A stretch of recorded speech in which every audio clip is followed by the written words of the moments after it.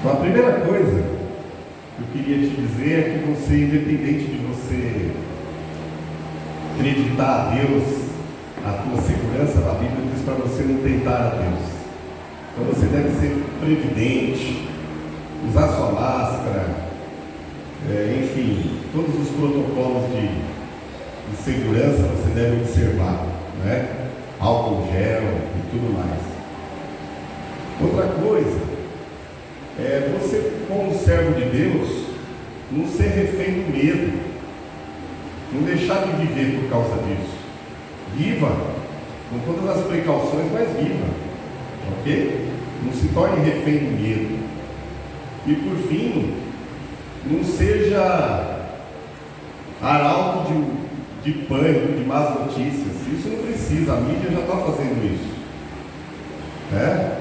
Tem gente que fica, morreu mais 5, morreu mais 10, não precisa fazer isso. Amém? Não precisa. A gente tem que levar a mensagem de esperança. Amém, pessoal? Tudo bem? Colocado isso, hoje a gente vai celebrar o nosso culto de Natal. E alguém me perguntou, mas por que vocês celebram o culto de Natal? Você sabia que Jesus nasceu dia 25? Eu sei. Você também sabe. Vamos lá.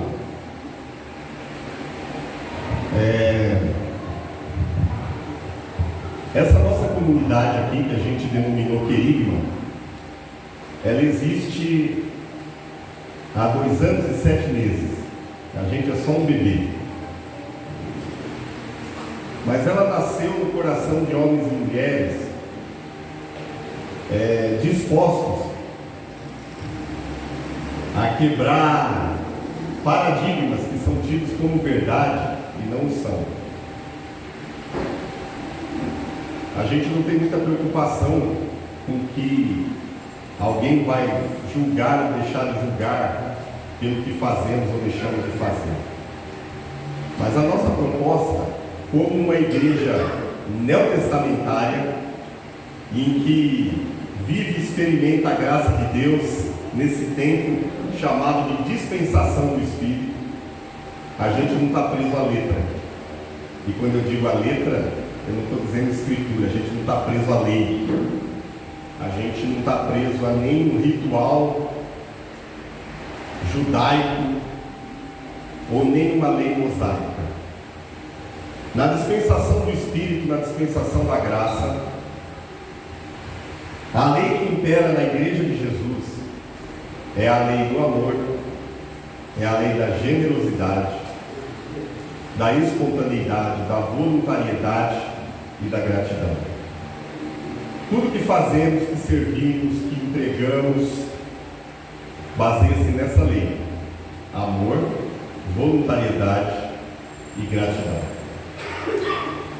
Por isso, a gente não impõe sobre ninguém nenhum tipo de lei.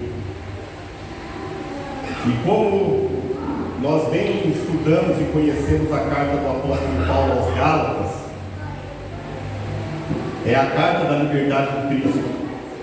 A gente não impõe a ninguém datas que celebra ou que deixa de celebrar, o que come ou que bebe, porque todas essas coisas o apóstolo Paulo diz que são rudimentos, e nós estamos além dos rudimentos.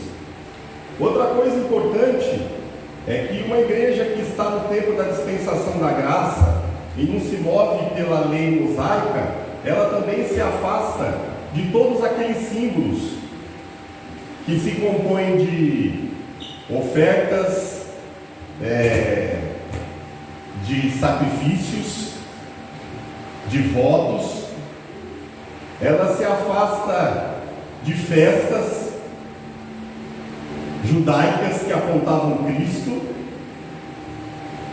Ela se afasta de instrumentos e elementos e objetos que eram utilizados para o culto, porque na dispensação que nós estamos, o que Deus recebe é o culto, é a adoração em espírito e em verdade. Colocado isso, é importante você saber, porque aqui a gente não anda em corredor de sal, aqui a gente não tem óleo para pôr na cabeça de ninguém, porque todas essas coisas são símbolos. A gente não toca chofar, aqui, esse é púlpito, é palco, isso não é altar, porque todas essas coisas ficaram atrás. Essas paredes não são igreja, elas são só um lugar, um espaço que nós nos reunimos e ajuntamos. A igreja são pessoas, o altar é o teu coração, viu? Você não precisa de óleo representando o Espírito, porque ele já mora em você, ok? E então a gente pode celebrar, pensando assim, o nascimento de Jesus encorredado, porque nele se cumpre todas as festas, todos os elementos do culto judaico cristão. Nele não tem mais símbolo, mas a essência do que a graça de Deus manifesta. E a gente não quer ser contra, a gente só quer celebrar Jesus, e a gente vai celebrar hoje, amém? Com festa, com alegria, em comunhão, em unidade, porque é isso que é Natal, amém? Então, se alguém te julga por celebrar o Natal e deixar de celebrar, leia Gálatas para ele, amém? Ninguém pode te julgar pelo que você celebra, pelo dia que você guarda ou deixa de guardar, pelo que você come ou deixa de comer, pelo que você bebe ou deixa de beber. Esse é o Evangelho que liberta, é o Evangelho da graça. Amém? Pois bem, eu queria te convidar então para a gente começar a nossa mensagem de Natal. Eu pretendo não me demorar, mesmo porque eu sei que tem gente que está pensando lá embaixo. Tenha pressa, gente. Vou te convidar para você abrir a sua Bíblia comigo no último livro da Bíblia, o livro da Revelação, o livro do Apocalipse. Apocalipse,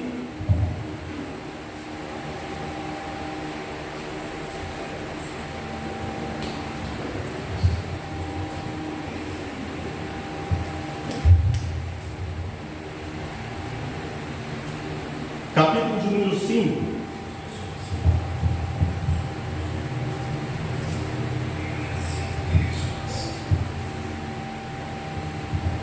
Apocalipse, capítulo de número 5. Você achou? A gente vai dar um passeio por Apocalipse. Diz assim, a partir do versículo 1: E vi na destra do que estava assentado sobre o trono um livro escrito por dentro e por fora, selado com 7 selos. E vi um anjo forte, bradando com grande voz, dizendo: Quem é digno de abrir o livro e desatar os seus selos? E ninguém no céu, nem na terra, nem debaixo da terra, podia abrir o livro, nem olhar para ele. E eu chorava muito, porque ninguém for achado digno de abrir o livro, nem de o ler, nem de olhar para ele. E disse-me um dos anciãos: Não chores, eis aqui o leão da tribo de Judá, a raiz de Davi, que venceu, para abrir o livro e desatar os seus 7 selos. E olhei, e eis que estava no meio do trono, e dos 4 animais viventes, e entre os anciãos, um cordeiro, como havendo sido morto, e tinha 7 chifres e 7 olhos, que são os 7 Espíritos de Deus enviados por toda a terra. Amém? Capítulo 6. Agora, vira uma folhinha para frente. Capítulo 6, versículo 1 e 2 diz assim: E havendo o cordeiro aberto um dos selos, olhei e ouvi um dos 4 animais que dizia como em voz de trovão: Vem e vê. E olhei, e eis um cavalo branco, e o que estava sentado sobre ele tinha um arco, e foi-lhe dado uma coroa, e saiu vitorioso e para vencer. Amém? E agora, o último capítulo de Apocalipse, capítulo 12, que a gente vai ler hoje, capítulo 12, e aqui está a narrativa do Natal no livro de Apocalipse. Apocalipse, capítulo de número 12.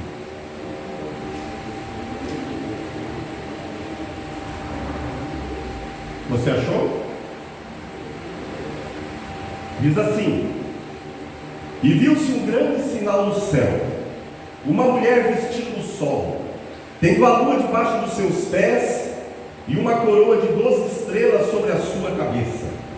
E estava grávida, e com dores de parto, e gritava com ânsias de dar à luz.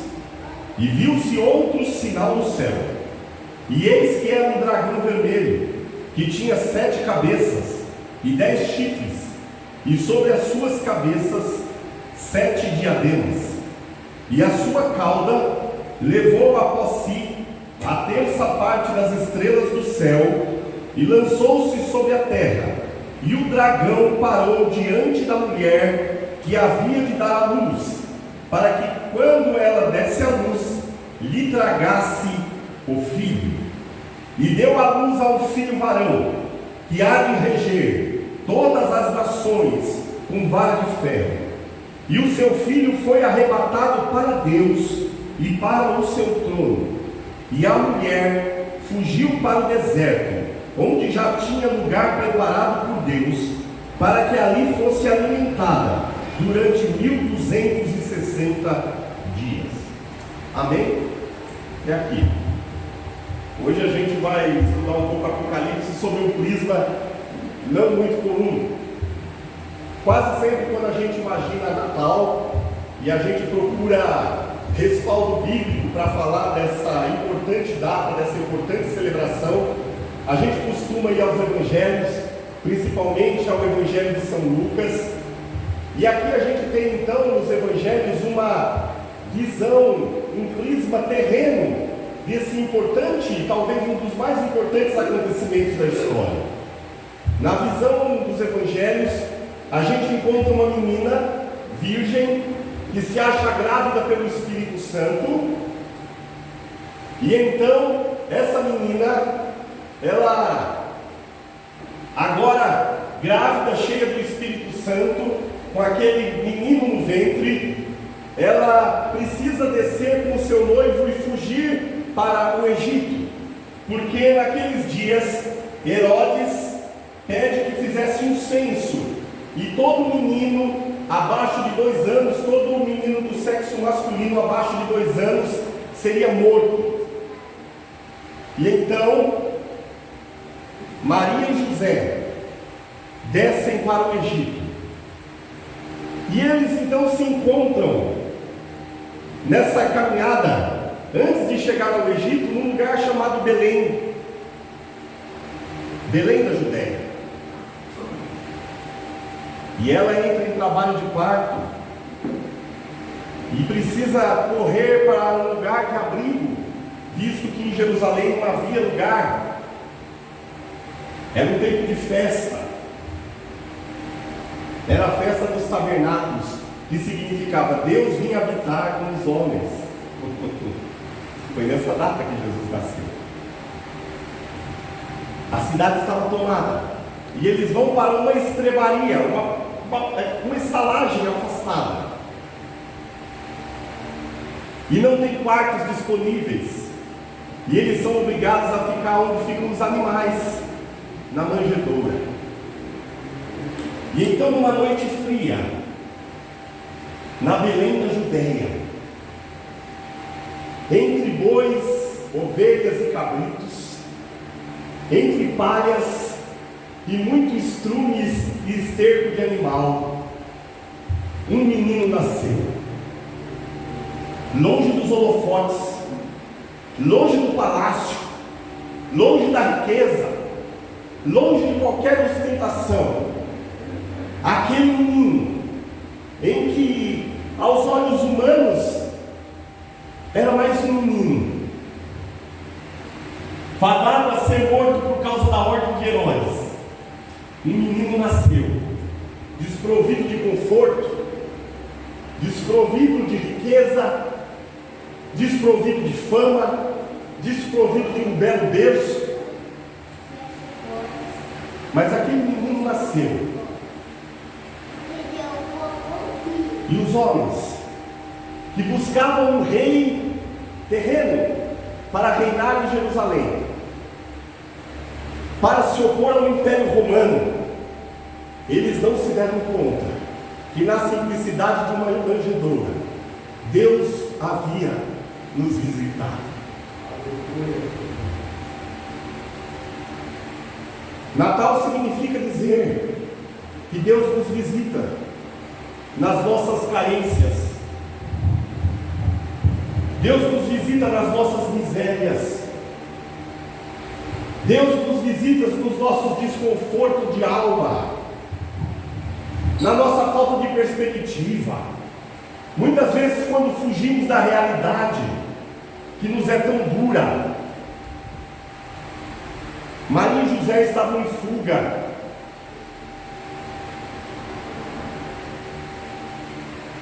Mas Natal significa Deus, Emanuel, habitando entre os homens, se fazendo carne e experimentando a minha e a tua vida, os teus problemas, as tuas angústias, as tuas necessidades. Esse é o prisma do Natal pela ótica humana. Mas aqui a gente lê um texto, queridos,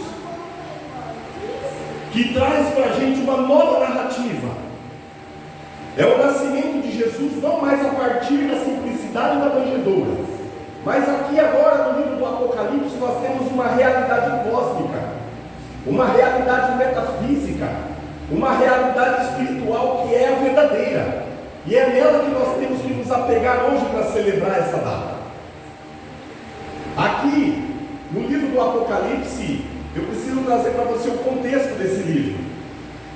João, um dos discípulos de Jesus, ele pastoreava a igreja em Éfeso, e o Império Romano impôs grande perseguição aos cristãos, e eles foram dizimados, martirizados, espalhados por muitos lugares.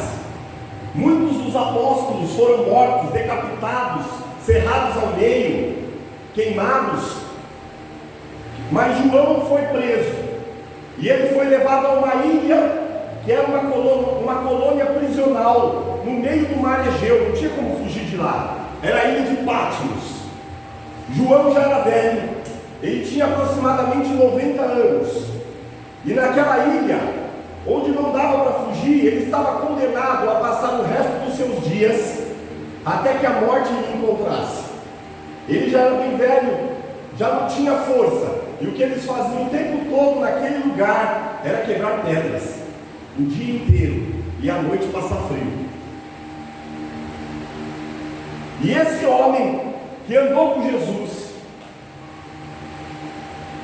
que viu a sua ascensão, que viu o derramar do Espírito Santo, que testemunhava do Evangelho da graça de Jesus com autoridade, ele foi levado e preso nessa ilha. Ele foi confinado, ele foi separado do convívio dos seus irmãos em Éfeso, ele foi separado da sua família, ele estava só, destinado a passar os últimos dias da sua existência ali.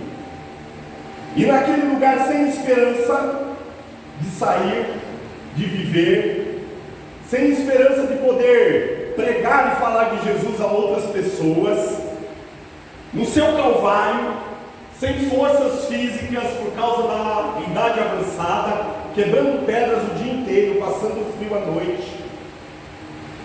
Numa determinada noite, ele foi visitado pelo próprio Jesus. E isso é Natal. E então Jesus lhe aparece,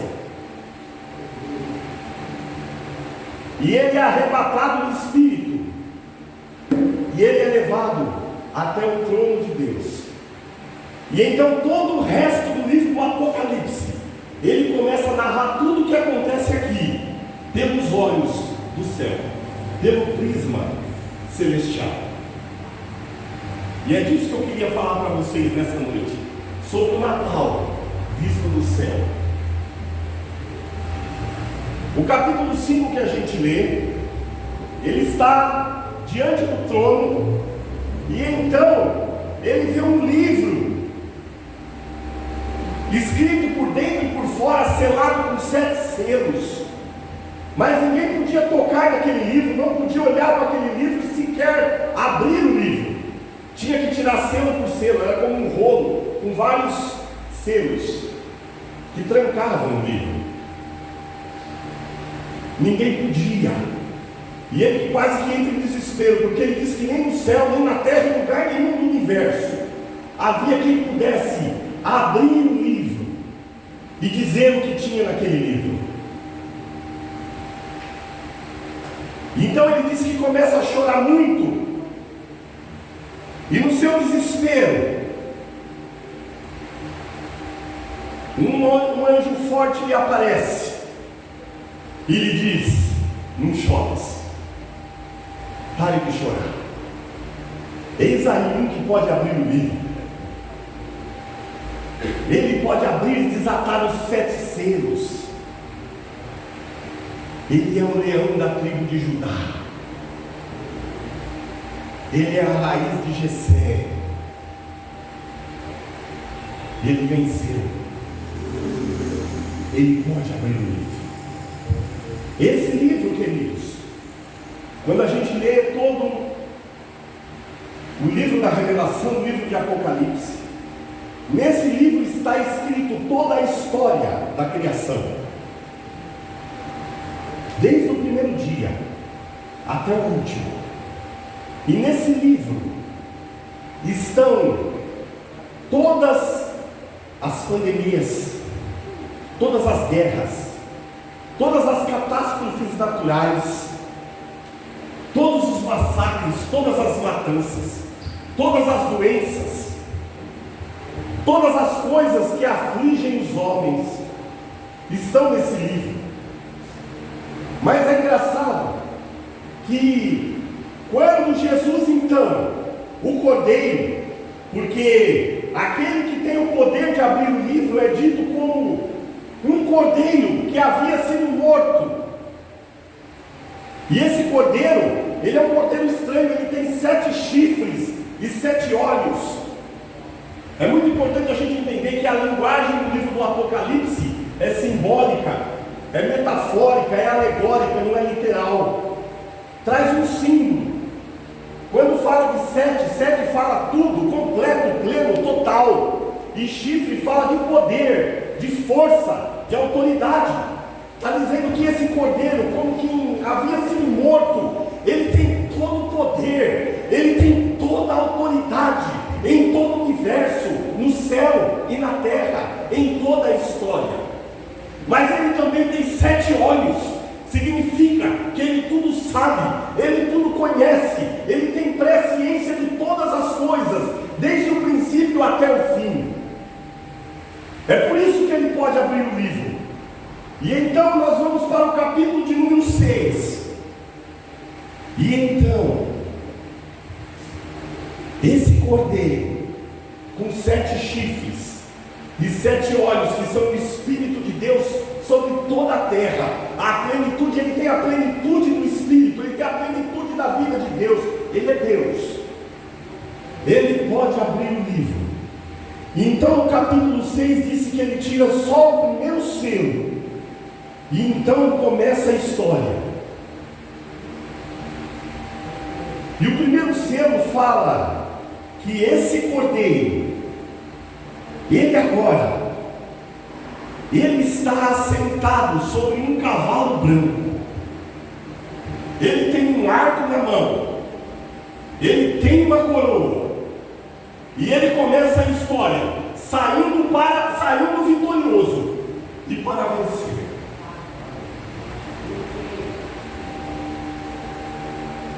Os teus dias, os teus problemas, as tuas dificuldades, as tuas melancolias, as perseguições que vêm contra a tua vida, tudo que lhe acontece, quando você se depara com esse texto, se você está nele, se você está em Cristo, você também está nesse cavalo. E quem está sobre esse cavalo saiu já vitorioso para vencer.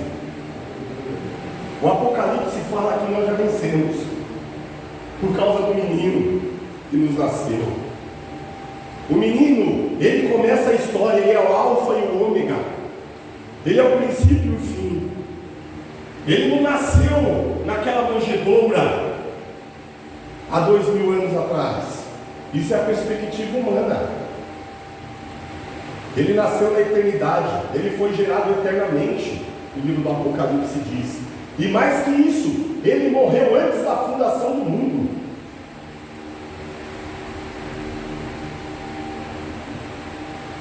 O livro dos 7 selos já está escrito. No primeiro selo, já diz assim: não importa o que vai acontecer nos outros selos, ele venceu. Ele venceu. Ele venceu todos os inimigos.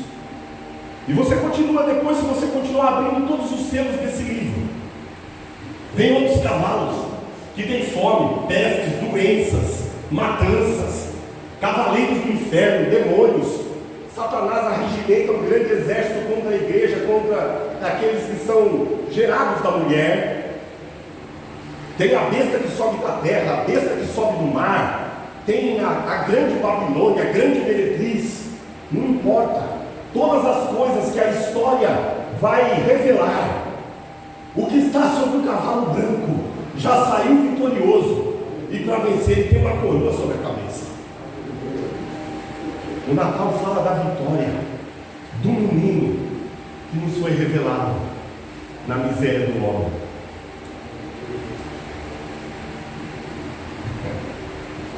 E então a gente chega no capítulo 12.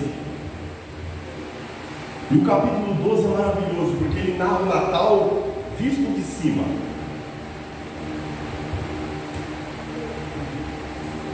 Diz que foi vista uma mulher vestida do sol, com a lua debaixo dos seus pés, e ela tinha uma coroa sobre a sua cabeça com 2 estrelas.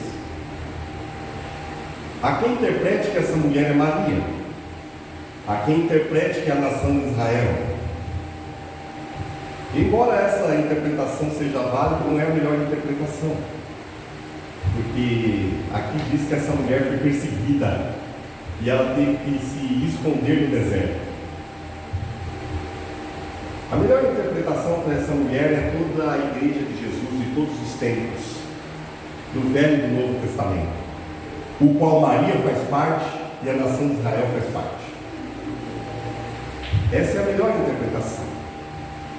E a igreja, você é a mulher vestida do sol, ela resplandece o brilho de Jesus. A lua sobre os pés significa que ela exerce autoridade, e ela tem uma coroa sobre a cabeça, porque assim como aquele que está sobre o cavalo branco, ela também é vencedora. Mas diz que essa mulher, e aqui entenda-se desde o Velho Testamento, todo o povo de Deus ao longo da história se achou grávida.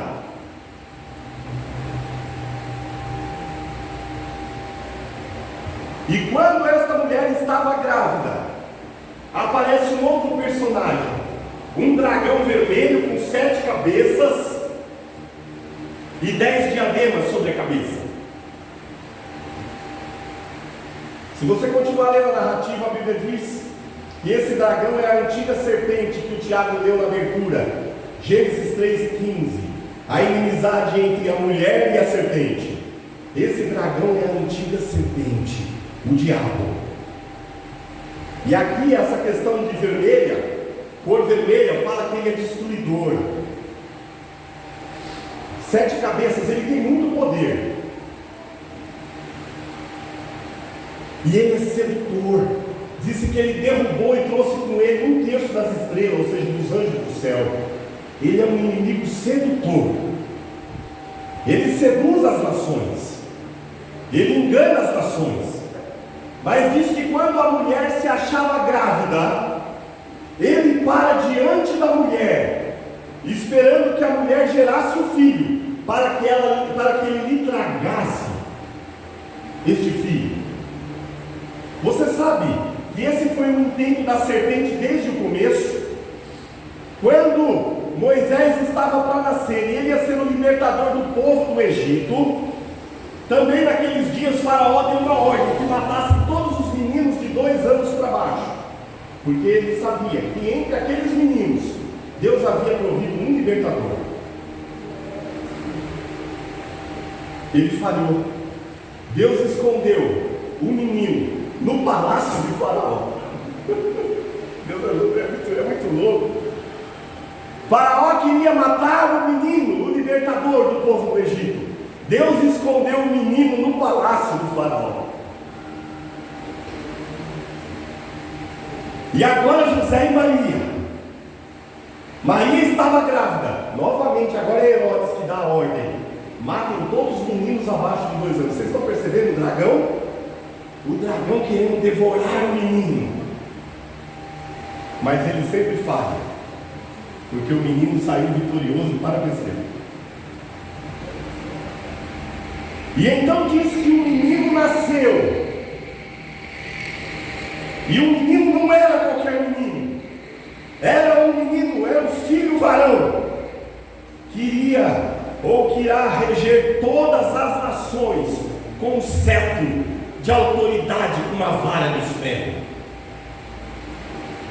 E o menino nasceu e foi arrebatado para Deus e o seu trono.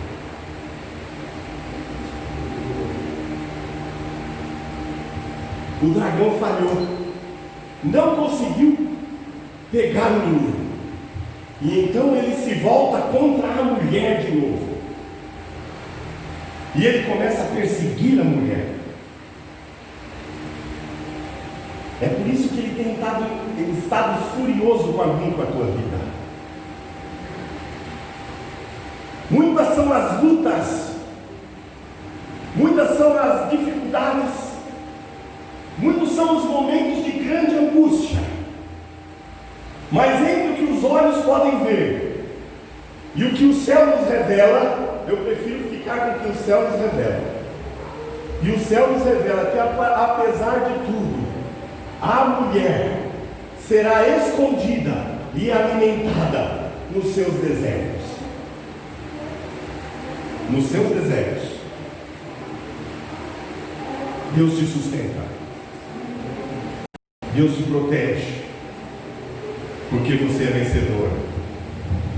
O Natal fala que aquele menino que nasceu numa manjedoura tão simples, ele é o Deus Todo-Poderoso que governa do início ao fim da história.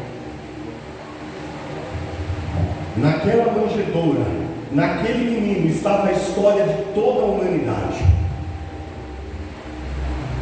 Os que nasceram antes dele foram salvos na esperança daquele nascimento, e todos os que nasceram depois dele foram salvos na fé que possuem neste nascimento. Percebe? O Natal fala de esperança e de fé naquele que nasceu, naquele que se fez homem, que deixou o seu trono, se esvaziou, não usurpou ser igual a Deus, tomou a forma de homem, experimentou a minha e a tua miséria, e ele venceu o mundo, ele venceu a carne, ele venceu o pecado, e por último, venceu a morte. O Natal fala que não importa o quanto o dragão possa estar furioso contra a tua vida, ele não pode te tocar, você está protegido, escondido, mesmo no teu deserto existencial, mesmo quando você se sente tão só como João na ilha de Patmos, ele venceu, para que eu e você também fôssemos vencedores. E eu quero terminar essa breve meditação nesse culto de Natal, resumindo o que é Natal, olhando do prisma humano e do prisma celeste, segundo a perspectiva terrena e a perspectiva do céu. É a seguinte: Deus calou, silenciou o rugido desse dragão furioso quando aquele bebê na manjedoura chorou. Deus calou o dragão com o choro de um bebê. Isso é Natal. Deus venceu na humildade, na pobreza, na simplicidade, se tornando servo. Ele sempre se tornou Senhor acima de todas as coisas. Natal fala de servir, de ser humilde, de ser simples, de ser humano, porque Deus se revela não com superpoderes, mas na nossa humanidade. Natal não fala de super crentes, de super homens. Natal fala de gente simples, carente, gente que às vezes tem medo, mas gente que é visitada por Deus em tempos difíceis, em tempos de desesperança, em tempos de escuridão, uma estrela brilha. Natal fala disso. Fala que apesar desse ano que a gente teve tão difícil, de tantas perdas, de tantos dissabores, de tantas lutas, ainda assim, a gente é vencedor. Aqueles que nos deixaram, aqueles que já estão em Cristo, também já venceram. Pela perspectiva do céu, todos aqueles que são martirizados, perseguidos, sofreram e sofrem, eles têm uma coroa tão cheia de brilhantes, uma veste tão resplandecente, porque ele venceu a morte. A morte se torna serva. Quando alguém está em Cristo e a morte lhe apanha, ela é só um meio, um agente para levar essa pessoa para a vida eterna. Você é vencedor. Natal significa isso. Não importa o dragão está furioso, ele não pode fazer nada, porque a criança já chorou na manjedoura, já nasceu, já se tornou homem, a palavra já encarnou. Natal é a palavra encarnada. Você é a palavra encarnada, você é a escritura que os homens podem ler. Isso é Natal. Homens que são palavra, que coisa linda. Homens que andam em dias escuros, em dias incertos, mas que manifestam Cristo, que são Deus visitando o pobre, a viúva, o órfão, o desalentado, o desesperançado. É por isso que Natal é um tempo de presente. Desde a velha aliança, desde quando é dado ordem para Neemias reconstruir os muros, a ordem é: façam festa, troquem presentes entre vocês, porque a alegria do Senhor era a vossa força. É por isso que a gente se alegra, é por isso que a gente faz festa, porque Jesus nasceu. Há 2000 anos atrás, em Belém, Mas lá na eternidade ele nasceu e morreu pela minha e pela tua vida e venceu. Ele abriu todos os livros da história. O livro, o rolo da história está na mão dele. Todos os dias da tua vida que foram contados e estão escritos naquele livro estão na mão deles. Você não pode temer nada, você não precisa ter medo de nada. Isso é Natal.